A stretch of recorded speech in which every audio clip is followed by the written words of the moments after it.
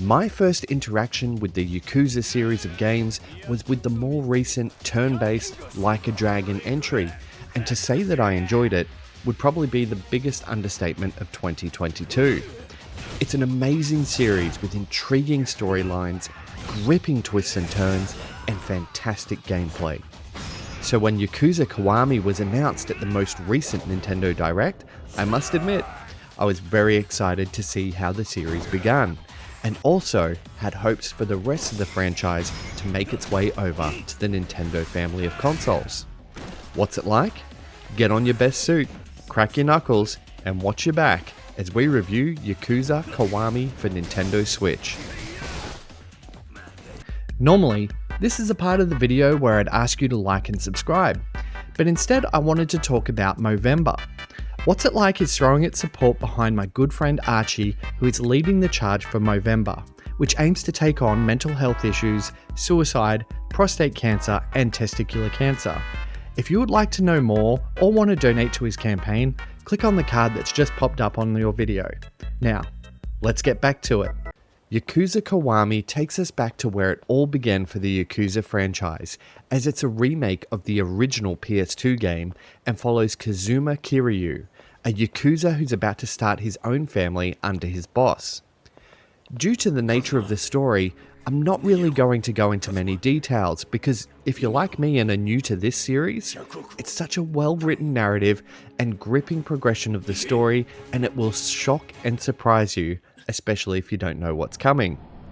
Yakuza Kiwami does deviate from the original story in many ways, further fleshing out a lot of the internal strife that the clans are facing, as well as modifying the story to match the Yakuza 0 story, which was a prequel released long after the original game. The narrative starts out as a very slow burn, and will escalate with each chapter, raising the stakes and carefully revealing its hand at the most impactful moments. It's violent and often brutal, yet it's also humorous and endearing, and it plays these cards in just the right way to nail the tone in all the right places.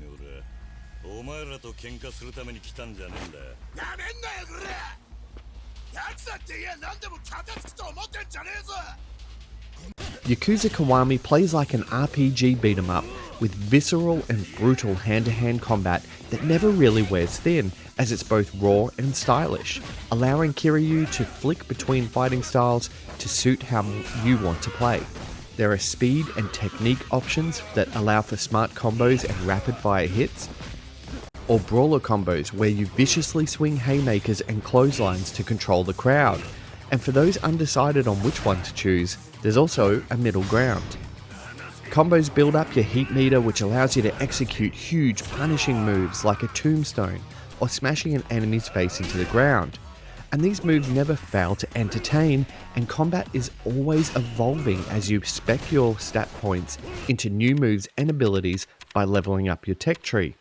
The combat is refined down to an art form, and it adds a lot of depth for those looking to master it. When you feel like taking a break from all the fighting, the game's fictional setting of Kamurocho has plenty to do despite being set in a smaller game world than most modern titles. You can attend gentlemen's clubs, visit restaurants that offer different buffs and stats with your meals, play at the Sega arcade, play mahjong, and also partake in Kiryu's favourite pastime of Pocket Circuit, which sees you collect parts for your slot racer to dominate the local race scene. While many may dismiss these side quests and activities in favour of punching through the main story, they offer a glimpse into Kiryu's emotions and backstory.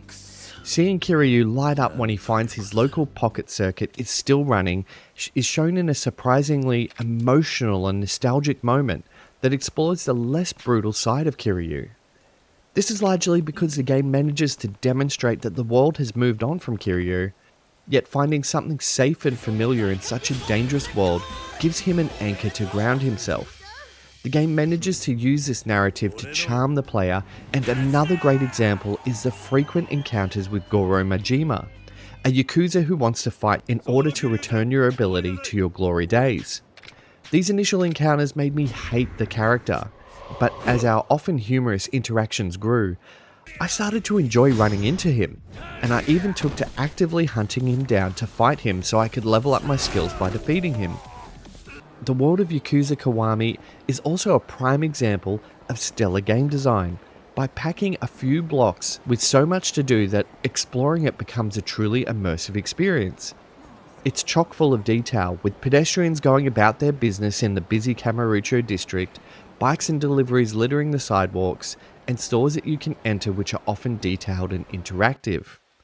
It looks amazing no matter where you are, and with the exception of a minor frame rate drop in one particular street, runs very smoothly.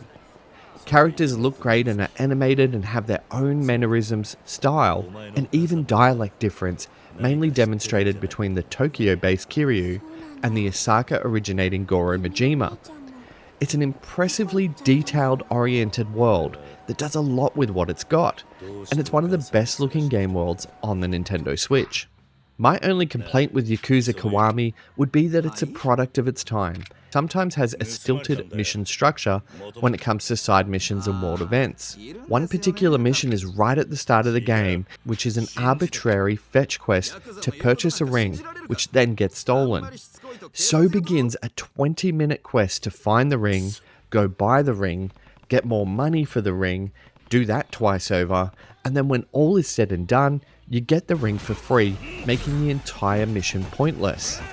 It was needlessly frustrating with back and forth, and I did come across a few quests like this that managed to test my patience when all I wanted to do was just jump back into the intriguing story. Thankfully, these side missions did little to dampen my enthusiasm to uncover the rest of the events unfolding in the world of Yakuza, and some can be skipped altogether, although I recommend you do stick with them. For my Yakuza looking into accessibility options, unfortunately, there are no dedicated settings. The game is spoken in Japanese and is subtitled, which may be harder to read in a handheld mode. As always, I recommend further research into finding out if Yakuza Kiwami suits your needs. Outside of accessibility, I did find that there were subtle quality of life additions that help make the game a bit more immersive, like there's a dedicated follow button and slow walking, which allows for a more immersive experience when skulking the streets. At only $30 Australian, Yakuza Kiwami is an exceptionally valued title that will last you around 20 hours to power through the main story, and completionists most likely will invest another 100 hours in seeing everything the game has to offer. Yakuza Kiwami is an unapologetically brutal game with visceral combat, a gripping narrative, and exceptional gameplay, making it easy to recommend for gamers looking for a AAA quality title with plenty of meat on its bones. So, what's it like? Yakuza Kiwami is like Fighting Force with a dash of Final Fantasy.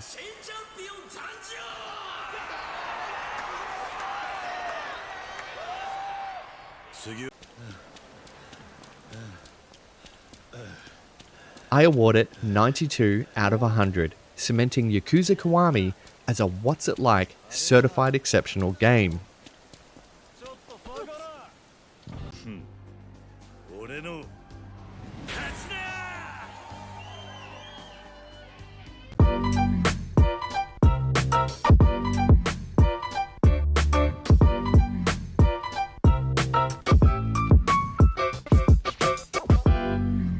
Thanks for watching my video. I hope you enjoyed it. The best way that you can support What's It Like is by liking and subscribing. And for the month of November, I'm donating all my channel earnings to my good friend Archie's Movember campaign. So if you've just watched this video, you're already doing your part.